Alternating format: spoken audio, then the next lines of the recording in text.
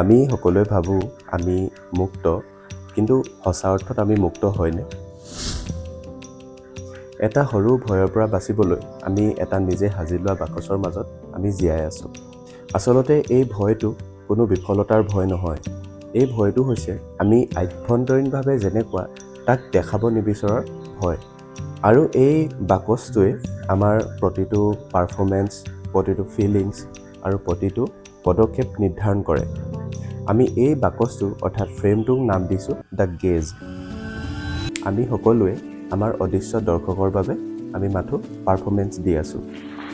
The gauge মাথো এজন ব্যক্তি নহয়, ই হৈছে এটা কালেক্টিভ ছিষ্টেম, যেনে family expectation, society rule, online trends, যিয়ে আমাৰ ওপৰত এটা অদৃশ্য ফ্ৰেমৰ সৃষ্টি কৰে। আচলতে এই ছিষ্টেমটোৱে আমাৰ কোনো পটেঞ্চিয়েলৰ ওপৰত গুৰুত্ব প্ৰদান নকৰে। ই মাথো আমাৰ এটা ষ্ট্ৰিক্ট ফ্ৰেমহে প্ৰদান কৰে, যিয়ে মাথো আমি ভৱিষ্যতে কি হ'ম তাৰ এটা পিকচাৰ দাঙি ধৰে। আৰু আমিও এই ফ্ৰেমতে নিজকে ফিট কৰি গৈ থাকোঁ। ইয়াৰ ফলত দুটা কথা হয়। প্ৰথমটো হ'ল আমি সকলোকে সমানে সন্তুষ্ট কৰিবলৈ যাওঁতে আমাৰ সকলো শক্তি ৱেষ্ট কৰোঁ আৰু আমাৰ যিটো ইম্পৰ্টেণ্ট কাম সেইটোত ৰৈ যায়। আৰু দ্বিতীয়তে আমি নিজে নিলিখা এটা চৰিত্ৰত এটা মেথড এক্টৰ হিচাপে এক্টিং কৰি ৰৈ যাওঁ। এইখিনিতে আটাইতকৈ গুৰুত্বপূৰ্ণ কথাটো হ'ল যে যিকোনো এটা কাম সৰু বা ডাঙৰ নহয়। আচলতে ইয়াৰ এইখিনিতে প্ৰশ্নটো হ'ল আমি এই কামটো বা আমাৰ এই চৰিত্ৰটো আমি কাৰ বাবে কৰিছোঁ। যদি দ্য গেজে আপোনাক মাথো এক্টিং কৰিবলৈ বাধ্য কৰিছে, তেন্তে এইখিনিতে আপোনাৰ সাৱধান হোৱাৰ সময় আহি পৰিল। এই গেজৰ পৰা মুক্ত হ'বলৈ আমি এটা কথা বুজি পাব লাগিব যে এই গেজটো মাথো এটা ফ্ৰেমহে, আমাৰ কোনো সত্যতা দেখুওৱা দাপোন নহয়। এই ফ্ৰেমৰ পৰা ওলাই আহিবলৈ মাথো অলপ সাহসৰহে প্ৰয়োজন। আৰু এনেধৰণৰ উদাহৰণ আমাৰ মাজত হয়তো আছে, যিয়ে এই ফ্ৰেমৰ পৰা ওলাই আহি নিজৰ এটা সমাজত সুকীয়া পৰিচয় দাঙি ধৰিছে। যেতিয়া আমি আমাৰ মুখ্য প্ৰায়ৰিটি, আমাৰ শেষৰ 5% ৰুল যি আগৰ ভিডিঅ'ত আলোচনা কৰিছিলোঁ, তাত আগবাঢ়োঁ, এই মুহূৰ্ততে দ্য গেজে আক্ৰমণ কৰে।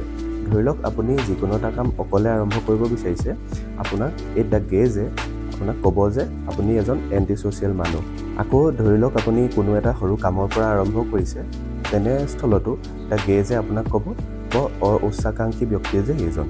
আৰু এনেধৰণৰ বহুতো উদাহৰণ আছে, যি আপোনালোকে কমেণ্ট বক্সত যদি আপোনালোকে মুখামুখি হৈছে জনাব পাৰিব।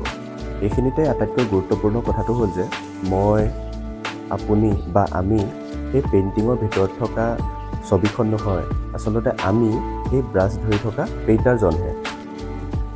এইখিনিতে গুৰুত্বপূৰ্ণ কথাটো হ'ল যে দ্য গেজে অবিৰতভাৱে আমাক ডিফাইন কৰি থাকিবই, কিন্তু আমি আমাৰ মষ্ট প্ৰায়ৰিটি কামটো কনচিষ্টেণ্টলি আগবঢ়াই নিয়াটোহে আমাৰ দায়িত্ব। সাধাৰণ ভাষাত ক'বলৈ গ'লে সেই মেথড এক্টিঙৰ কেৰেক্টাৰটোৰ পৰা বা কমফৰ্ট জ'নৰ পৰা ওলাই আহি আমি কাম কৰিব লাগিব। কিন্তু এইখিনিতে আটাইতকৈ ডাঙৰ বা আচৰিত কথাটো হ'ল যে আমি দ্য ফ্ৰেমটোৰ পৰা বা দ্য গেজৰ পৰা সম্পূৰ্ণৰূপে আঁতৰি আহিব নোৱাৰোঁ। কিয় জানেনে?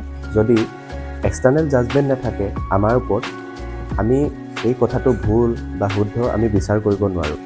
সেয়ে ইয়াকে দ্য বেটেল ফৰ অথেণ্টিচিটি বুলি কয়, যাৰ বিষয়ে মই নেক্সট ভিডিঅ'ত কভাৰ কৰিম। ইয়াৰ পাছতে আমি কেনেধৰণে মুক্ত হ'ম তাৰ এটা পথ দেখা পাম। ভিডিঅ'টো আজি এইখিনিতে সামৰি মাৰিছোঁ। যদি ভাল লাগিলে তেন্তে এটা লাইক কৰিব আৰু চেনেলটো ছাবস্ক্ৰাইবো কৰিব পাৰে যদি এনেধৰণৰ ভিডিঅ'বোৰ চাই থাকিব বিচাৰে। That's it for today. See you in the next one.